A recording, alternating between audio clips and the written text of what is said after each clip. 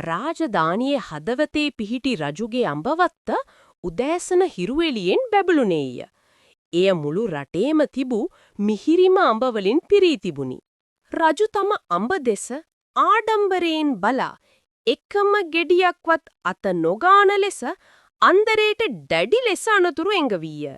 රජු පිටව ගිය විට අන්දරේ අඹ ගෙඩියක් කඩා තම කපටි මනසින් ඕනෑම කරදරයකින් බේරිය හැකි බවට විශ්වාසයෙන් එය පිරිසිදු සතුටෙන් කන්නට පටන් ගත්තේය. මුරකරුවන් කඩිමුඩියේ ගොස් රජුට පැවසූ අතර රජු කෝපයෙන් ආපසු පැමිණ තම අණ කඩ කිරීමට ධෛර්යවත් වූවේ කවුරුන්දයි විමසීය.